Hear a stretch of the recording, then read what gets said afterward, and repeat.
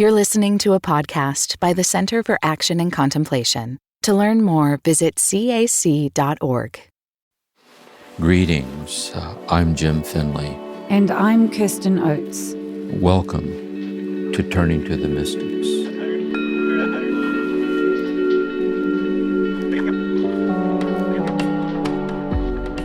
Welcome everyone to Season 10 of Turning to the Mystics, where we've been turning to T.S. Eliot and his poetry in 4 quartets. Today is part 2 of our listener questions. I'm here with Jim, and we have a lot of questions to get through, so let's dive in. The first question is from Brian.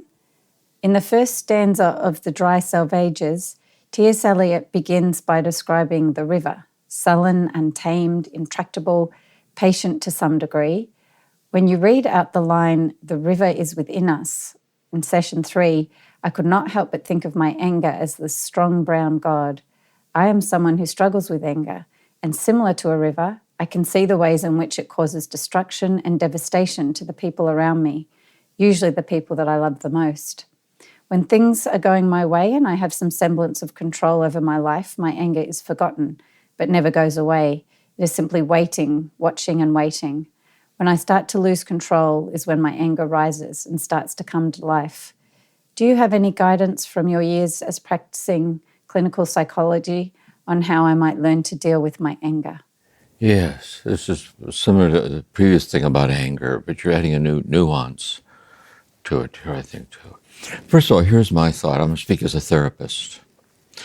See, it's one thing to be quick to anger. It's another to have poor impulse control where it comes out. Mm-hmm. Just beneath the anger is the pain, and just beneath the pain is the powerlessness. And so really it's a therapeutic issue of impulse control over the anger. What's that about? Where are the resources within yourself that's qualitatively richer than what you're angry about? You know, it's like all of a sudden in a twinkling of an eye. That's what anger's like, by the way. In anger of an eye, it's like God's not real, you're not real, nothing's real, there's only how fear. And the thing about it is, it makes you momentarily feel empowered, like this incredible Hulk. Mm-hmm. But really, when you think about it, because of poor impulse control, it's actually a fragility. Not just hurts them, it hurts you too. Mm-hmm. So I would encourage you, we all have things to work on. Yeah. But I would encourage you, based on, it's up to you, kind of where you are and what's possible, is to get help with that. Because there's a certain way of, it's important to honor the anger, but there's a certain part in you that it isn't as if I'm angry on a scale of 1 to 10 at a 3, you know, this is irritating, where you hit a tripwire and you go instantly to 10 plus. And that's what you really, how to modulate the anger that's proportionate to the stimulus, to put it into a context, to have more, to kind of sort all that out what that's about. And a lot of times, not always, but again, just beneath the anger is the pain, is the bereavement of something. That's why often after sometimes people will express anger in therapy, sometimes tears will come, because the tears are underneath the anger this way, and the tears are more real. And beneath the tears is feeling powerless. So how are you unexplainably empowered by God who's infinitely in love with you and your powerlessness? And how could you strengthen that as a base to work on this? There's the things to possibly consider that might apply. I don't know because I don't know you. I'd have to talk with you further. But those are some thoughts that come to mind. Yeah. It reminds me, Jim, how you were saying, like, when we're traumatized, one of the responses is that we can go numb and somaticize the anger and not let it out. But the opposite can happen too, I guess, is that if you're a traumatized person, you could be very reactive as a way of protecting yourself. Yeah, this is ritualistic reenactment. So the person, say anger, because I was angry, I lived. And even though we've long since outgrown it, the person says, because I am angry, I still live.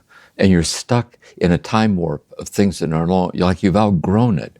But to that primitive place when it gets triggered. Likewise, the opposite is true. Another response, to give external compliance to avoid being attacked or abandoned. You passively go along with it, And it made sense when you were a child this way because you knew the price you'd have to pay if you challenged it. But you get stuck there. And you find yourself giving external compliance to avoid being attacked or abandoned. Really, there's survival strategies formed in trauma and abandonment. So how to understand that with insight, with compassion, and with truthfulness. We all have growing edges, and that's how we go deeper. And how is God present in our sincerity of working through these things? And I would put something else too, lastly, is we should always work on these things that hurt ourselves and others. We should. And we need to be very real and sincere about that. But grounded in an inner peace is not dependent on our ability to get beyond it. Because we might die in the midst of the unresolved, but God's infinitely in love with us. And that's another contribution I think that spirituality makes to that process. So helpful. Lovely. Yeah. And Brian's obviously very insightful about when he gets triggered. So well on his way. Yeah. That's very good. He's very aware. And not only is he aware, but he's able to share it with us. Yeah. See, those are the strengths that are present in the dilemma itself. And the sincerity with which he wants to find his way through all of this. It's very good, actually. Yeah. We wish you well, for sure. This is a question from Wendy. My question is about the end of the second part of Little Gidding. Jim says the day was breaking in the disfigured street, disfigured because now it looks so different in the light of this. He left me with a kind of valediction, like a blessing, and faded on the blowing of the horn, like gone. But we're left in the aura of how we were transformed in the presence of the Master. This reminds me of Jacob wrestling with the angel.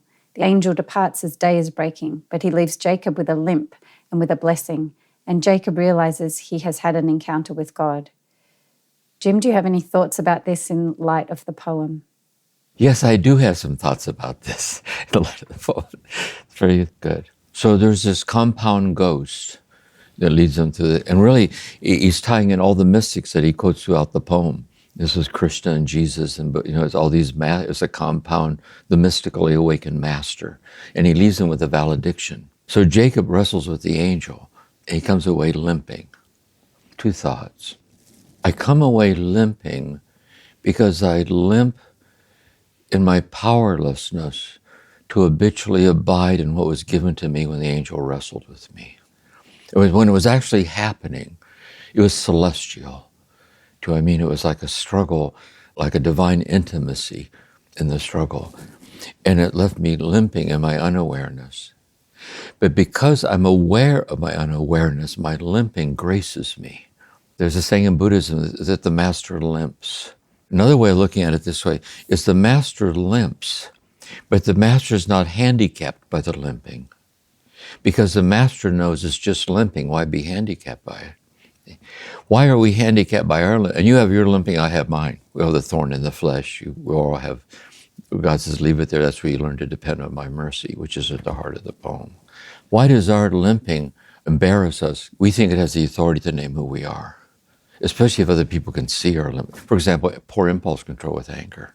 Thomas Merton once said, whenever we are discouraged about a fall, like we fall short of what we know we're called to be, and we get discouraged by it, he said we should always reflect on discouragement because it reveals our secret agenda, a holy me. See, how you could do something like this. I get it, but me? Do this. So every time the brokenness is revealed, it's the crest of the wave of my ongoing work on myself, because I'm the moral imperative, I should work on it this way. But even more, see, do I put my trust in the love that's infinitely in love with me in the midst of my inability to get past it? Or do I put my trust in whether or not I'm going to be able to get past it before the buzzer goes off and I die? That's at the heart of this poem too, is where's the trust lie in this? Yeah. Well, it seems the way the people are asking the questions, the trust lies in that deeper place. It does. Yes, it does. Yes, exactly. It's touching. Yeah, it is. Yeah, really. The next question is from Cheryl, and she asks, why should Buddhists and their Buddha be included in a discussion on infinity in God, when Buddhists do not even believe that God or gods are capable of such a thing and have their own bizarre doctrine about some sort of karma rebirths over and over again, but they perform all of this themselves somehow and do not believe, therefore have no faith, that gods or God are capable of doing this even for themselves or for it, which is what they sometimes call the God of the Christians. I also have another related question, and it is about referring to teachers as masters. How can people who refer to Jesus and God as it be tolerated when they themselves want or expect people to honor their leader or teacher by referring to him, her as master? Yeah, good question. That's one way of looking at it. It's the way when people are taught to look at it that way. The Word became flesh and dwelt among us, the truth of God and Jesus and so on. And then you have these religions like Buddhism and Hindu that are referred to in the poem, the Lord Krishna and the river and the Buddha. Now, here's the way I was taught by Merton, and I think it's how T.S. Eliot sees it. And you can consider this. You don't have to see it this way. This is the way I learned it from Thomas Merton. That we're all persons created by God in the image and likeness of God. That we're all worth all that God is worth and our nothingness without God. We're the beloved. That's what it means to be a person. Next, we're given a nature that's capable of seeing that and accepting it in love. And the mystery of the fall is that nature's fallen. The nature's fallen. And so we've fallen out of this divinity of ourself and our nothingness without God by trying to be like God without God. That's the mystery of the fall. And so in a way, we're kind of trapped by that. So what religion is about, see, salvation. Saved from what? Saved from that. How can I be saved from that? And so what we have then is the universality of this. And so we're saved by it in a specifically historical, cultural context in which the salvific act occurs. So for us in the Christian dispensation of this, it's Jesus. It's Jesus, the Lord Jesus. I'm a Christian. It's the Lord Jesus. And in mystical Catholicism, which we're doing here at T.S. Eliot, this is mystical Christianity. That's that. And he was a Christian. He was a devout Christian. In Judaism, it's given as Torah. And the prophet, they don't believe in the Messiah. It's the chosen people and the Passover, and they live it this way. And it's given to them in the Jewish dispensation of divinity, of realizing that. And there's Jewish mysticism, Kabbalah, the Ein Sof, the uncreated. In Hinduism, it's the yogi. It's the dispensation is revealed in the Yoga Sutra, Namaste. I am that. I am all that God is in my nothingness without God, namaste, this way. And the yogi is the person who's habitually stabilized in that. That's why to be in the presence of the yogi is to be in the presence of God, because they've died to their ego. That's why Richard Rohr says, this is why when the realized yogi dies, the ashram is empty until the next realized yogi appears. See, the next person who's deathless and is God's manifested presence, and helping you to see the same is true of you. And the Buddha, when he turned the wheel of the Dharma, to free all sentient beings from suffering. It's not theistic that there's like a God that creates, but it's the divinity of the immediacy of the phenomenal world itself as boundaryless, Buddha nature. If you're interested in this approach, Thomas Merton has 2 books on this, writes deeply Christian way. One is Zen and the Birds of Appetite, and Mystics and Zen Masters. Those are his 2 works on Buddhism. That's where he died. He went to meet at the Holiness, the Dalai Lama. The Thich Nhat Hanh came from Vietnam to meet with him. He has such a deep sense. D.T. Suzuki, the Zen scholar, Merton wrote him a letter. It's in the front of Zen and the Birds of Appetite. And he says to Suzuki, he says, when I read your Zen stories about enlightenment, about a person's awakened, something leaps off the page at me and says, this is true. And I'd like to know if I, as a Christian, could talk with you as a Buddhist about our common ground. Christianity is not Buddhism. Buddhism isn't Christianity. But the truth of each is in holiness. It's in the holiness of the liberated person. I also have a audio video set called 4 Noble Truths in the Buddha in the Heart of the Gospel. This way, because I've been so affected by this myself and these lineages. This isn't for everybody. There's no need for it. But I find it enriching. I find it helpful. So it's not bizarre. It only seems bizarre until we don't understand it. It's profound, actually. We have so much to learn from each other. And the last question, about being a master.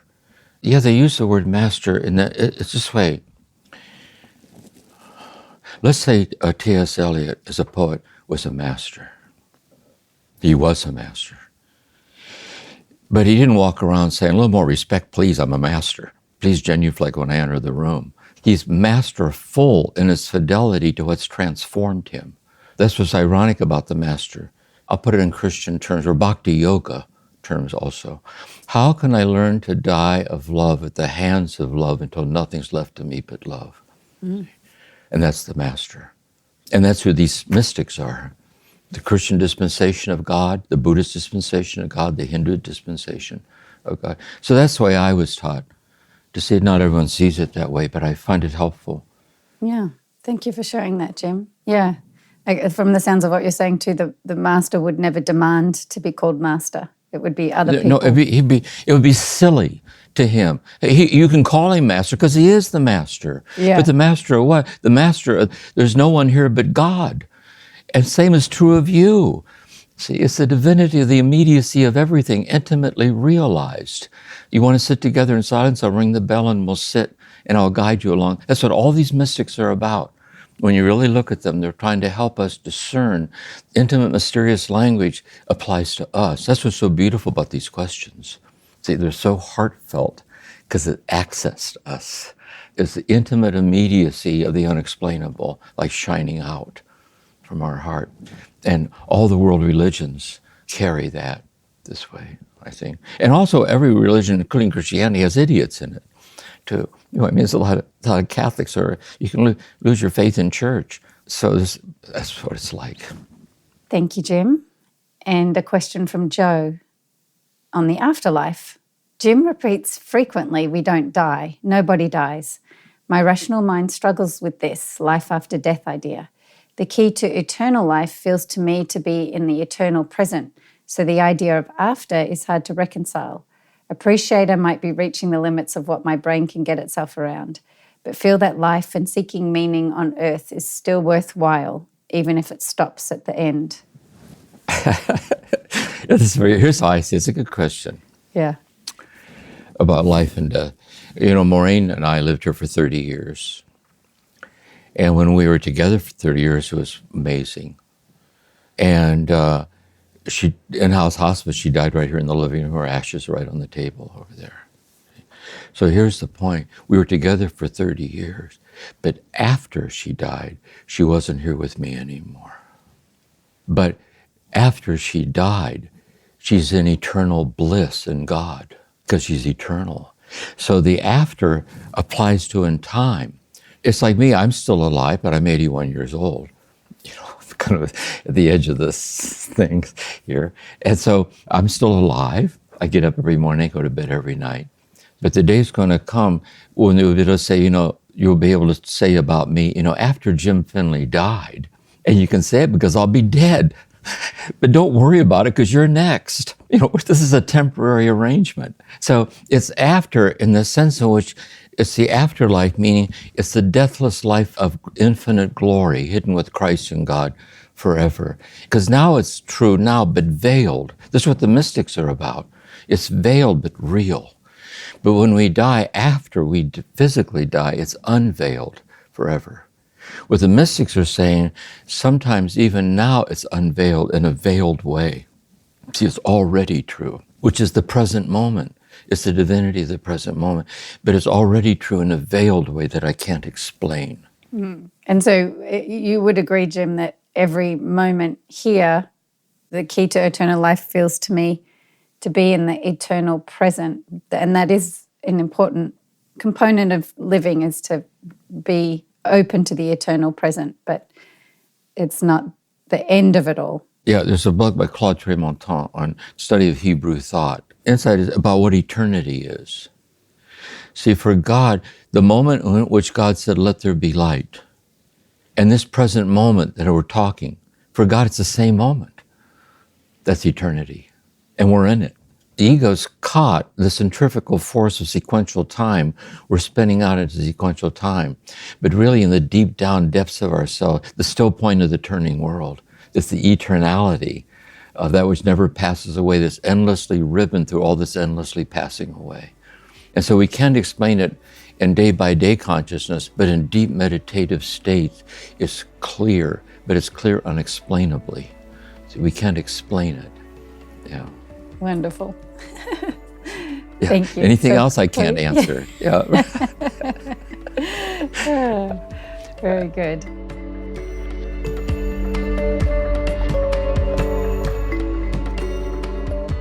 Turning to the mystics will continue in a moment.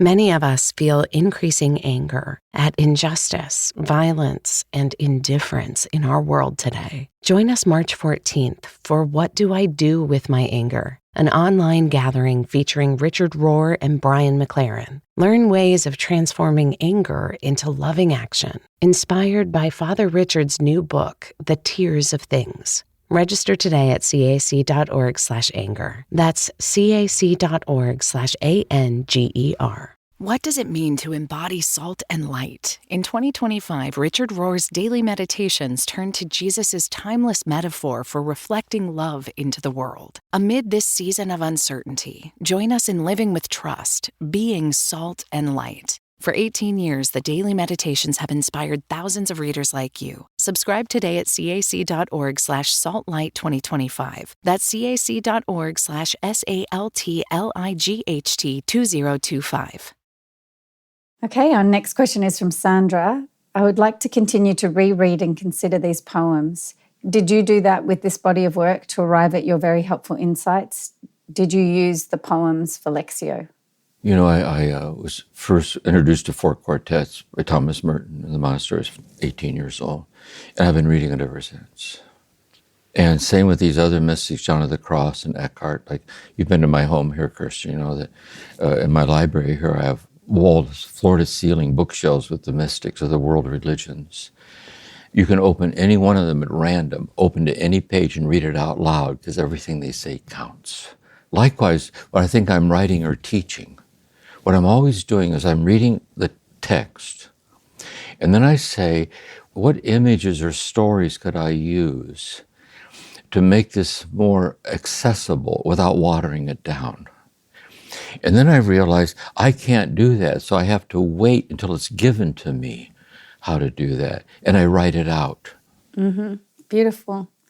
I enjoyed very much, and Sandra wouldn't have heard this when she wrote the question, but, you know, pulling together those pieces from the poem to create the meditation. So I love just choosing phrases to meditate on like that, and the ones that are really speaking to you at the time, you can just sit with the one phrase, notice how it shows up in all of life. And by the way, I think when reading this kind of literature, to personalize it, like what helps you to do that? Yeah.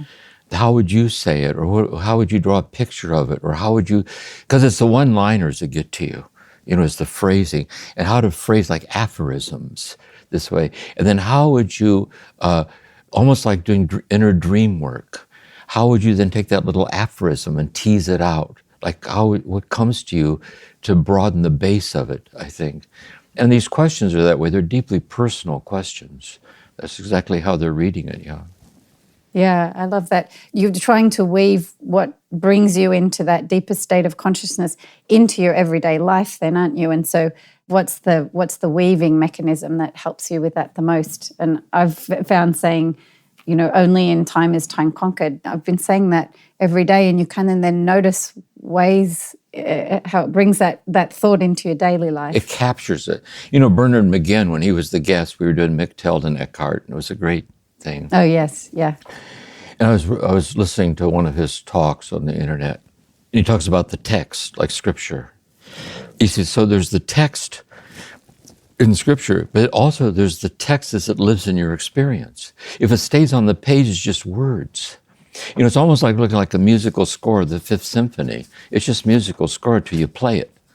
And so what really matters is the experience of the text living in us is expressing our experience of God's oneness with us. And that's what it's meant to do when you read it. It's meant to awaken that living presence of God in us. Yeah. Yes, how does it apply to me and my life, and where do I experience it? Yeah, beautiful. And how can I share it? And what's it asking out of me? And how do I bear witness to it as it's given to me to do so, and so on. Yeah, yeah. And it's so true what you said, that these questions really highlight how this poem reached into people's lives and brought out deeper experiences for them. It's amazing. Yeah. You know what else I've learned too is that when I used to teach high school seniors for years and also lecturing around a lot. The most gifted students aren't the ones that necessarily know the answers to all the questions. They raise their hand as the question. It's amazing. That's the thing, I think. Okay, it's a shame school doesn't encourage that as much as having the No, it right doesn't. answer. No, they don't. That has its own role to play. You have to memorize. But it doesn't take you all the way home. Yeah. Okay, a question from Jennifer. My question relates to the gift of tears. Recently in my practice, this gift has been pervasive and it leaves me feeling raw and vulnerable. This is not a problem as long as I have time to remain in the inner quiet state, but I'm finding it challenging to go about my daily life feeling so fragile. I want to be open to new possibilities, but find myself resisting. I like the idea of learning, growing, and changing, but there are days it feels so impractical. Do you have guidance to share on how to get through the hard parts? Yeah, good luck with that. I mean, the mystics, they talk about the gift of tears. And sometimes the tears are actually tears. And what the tears are really is being loved without foundations. Like the body's crying. The tears are actually the body's praying with tears. There's also tears, they're not physically tears, but you feel the fragility of the tearfulness. Richard Rohr's newest book on the prophets, the deep down tears of things, that the tears of God are hidden, in the depths of our broken places. And so this is universally intimate, how we experience all of this. I share a story that I was giving this retreat to a group of nuns. On the retreat, one of the nuns raised her hand. And she said, a lot of sisters, they all know me for years, and they know I'm not an emotional person. But for some reason, when I listen to you talk, I want to cry, she said. And I said, well, you know what, when I'm talking, I want to cry. Because it's right at the edge of the sweetness of what can't be said. It's things that deep down we already know, but we tend to forget. But then we're reminded of it, that it never forgets us, and we're moved by it. Now, the extent to which it's physically tearful, you have to see what that's about and work with that, and maybe it's not an issue at all. You just accept it and this way. So I wouldn't know unless I had talked to you for a while. But spiritually speaking, I would put it that way, about tears. Yeah. Wow. Beautiful. Such tender places we're going today. Okay, well, we're coming to the end of our episode. We have just a couple of final questions, and a few people sent a comment about this one, Jim. It's a small matter of a word in East Coca. At the very end, the two books, one being the one on your podcast that I have on this poem, both spell this word petrol, which is a seabird, and yet I've heard you use petrol, being the stuff of ships. Through wave cry, the wind cry, the vast waters of the petrel and the porpoise, in my end is my beginning. Yeah, so the question is the word petrol. Yes. Several people pointed this out. Yes, yeah. Here, this is my sense of it. When I've read four quartets over the years, I've gone to the dictionary a lot. Naming for his adjectives, because he's so erudite. He's so learned. You just expand your vocabulary. Here in America, I thought of petroleum. I don't know the bird petrol. So when I saw it, I didn't notice the spelling as a bird. So I appreciate the people pointing that out. It just so happens, another insight that I had, it just so happens that my misreading about petroleum and oil, it works. It works. It works because it has to do with the war and the razor wire and the wars and the battle, the space between the wars. But it just so happens that's not the poetic metaphor that he had in mind when he used it. It's a mishap. It works in other contexts. And that's why it's always good to be corrected like this, like footnotes, to kind of not be unwittingly incorrect. And as a final thought this way too, it's good to be as correct as we can. It's important. But we could be completely correct at that level and miss the whole poem. So here we're giving, in the Turning to the Mystics podcast, we're giving an emphasis to the transformative stirrings of the divinity of life in a very sublime, delicate language this way. But it's good to be as clear as we can. Like, it got me thinking, really, I live at the ocean here. And so there's seagulls around and pelicans going by formation, and pigeons and crows. And pigeons built a nest on my little porch behind my flower pot. Little baby pigeons are there. And so it's so good to be aware of nature. So that's how he's tying it in. Because don't forget, there's the time, a sequential time, but there's the primordial time of the change of the seasons, and then hidden in primordial time is the eternality of God, embodied in primordial time and transcending it. So it's an important point, really. But anyway, I'm grateful now I know petrol. Yeah, isn't that fun? The way our listeners care so much. I love that. And we got photos of petrels and we do. links to petrels. And so we'll never make that mistake again. Thank you, everyone who sent those in. One last question from Diane. It's been said and argued that T.S. Eliot was anti-Semitic. I find it so hard to believe from the poetry itself, and if it were true, it would make me very sad, given that he lived through the atrocities of World War II. He does speak of regrets. Can that be one of them? I would be grateful if you could speak to this. Yes. Yes, it's true. When you read his life, the anti-Semitism, some people claim toward the end of his life he moved beyond it. Some don't know how much he did. But here's a real important point, really. The tragic extent of anti-Semitic sentiments within the Christian tradition. Michteld of Magdeburg, we were doing Michteld earlier, and she's saying all this beautiful stuff, then she says, and then Satan, who lives in all Jews' hearts. And so it's pervasive. May his blood be upon us and upon our children. So you see this anti-Semitic, the church has come a long way in outgrowing this, apologizing for it. Because Jesus, theologically, Jesus is the Christ. So whatever it means to be God, whatever it means to be us, is interwoven into a singularity of who we are as the beloved. But another way of looking at it, Jesus was a Jewish mystic. And a lot of his sayings from the cross, he's quoting the Psalms. He was a devout, practicing Jew. So the church has come a long way in acknowledging this and working towards it. And there's a lot of Jewish-Christian dialogue going on. When I was at the monastery, Abraham Joshua Heschel came, the Jewish mystic and philosopher, to visit Merton. And I was deeply touched by Martin Buber, I and thou, that thou is the one who fills the entire horizon of your being. But it's true, it's just a sad truth about Christianity. It's working towards it. And there's another way to say it too. Well, we don't see, Martin Heidegger says, it's very difficult to see our assumptive horizons. It's very hard to consciously see what we're assuming. And there's like societal prejudice, and we don't see it because it's atmospherically woven into the assumptions of our very society. And so if you're not a Christian, you're a pagan, or if you're a Muslim, if you're not a Muslim, you're an infidel. This has to do with sexual orientation, it has to do with physical appearance. So it's easy to see it when we can see it. When it's woven into our very assumptions, it's harder to see. And I think T.S. Eliot's like that. And so that we're all broken. And the brokenness that we see and we work on, and there's the brokenness that we don't see and we don't work on it because we don't see it. But God sees all of it and guides us and encourages us to see more and more and more, while at the same time accepting us as infinitely loved in all that we don't see. So it's just to be good to be aware of that. Yeah. So Jim, it's good to know that the church has tried its best to apologize for the way it promoted anti-Semitism.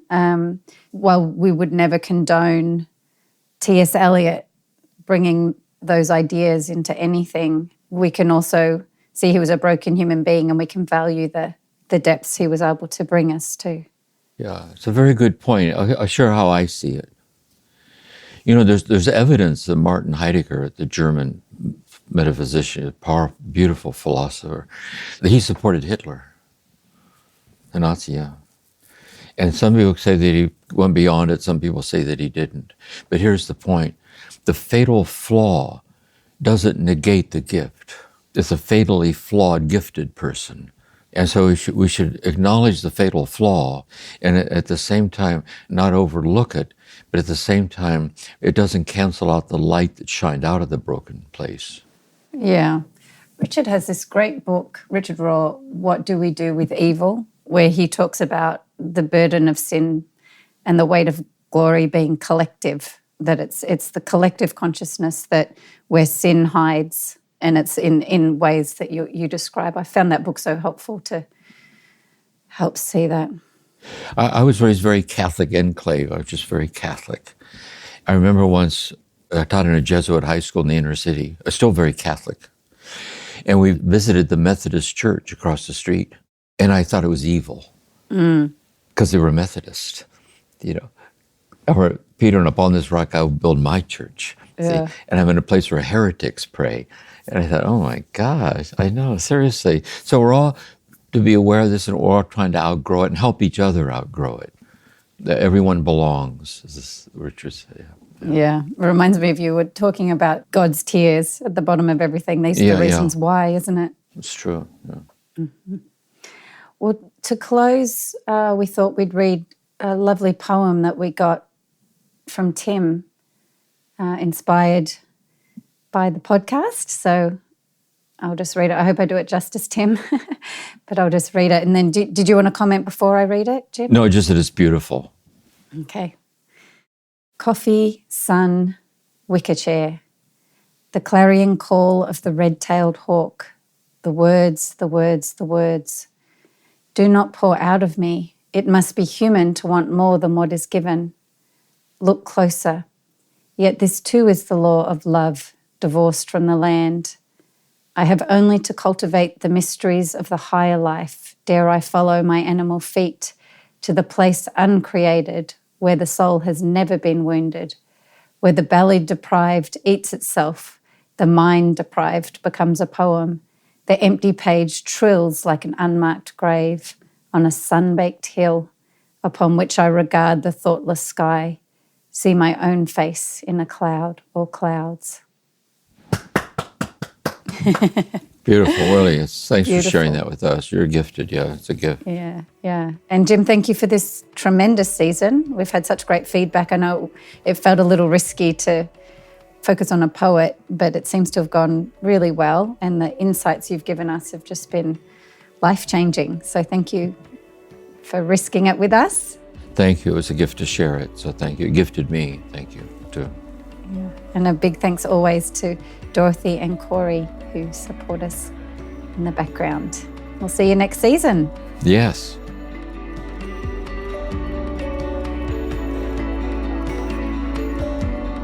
Thank you for listening to this episode of Turning to the Mystics, a podcast created by the Center for Action and Contemplation.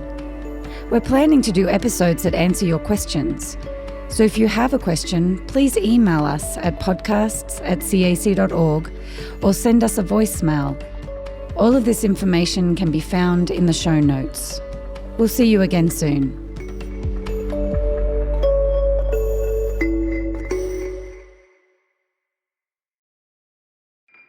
Do you feel called to walk a more contemplative path? The Center for Action and Contemplation is an educational nonprofit supporting the journey of inner transformation. Our programs and resources will help grow your consciousness, deepen your prayer practice, and strengthen your compassionate engagement with the world. Learn more about our resources, such as publications, podcasts, email series, and events at www.cac.org.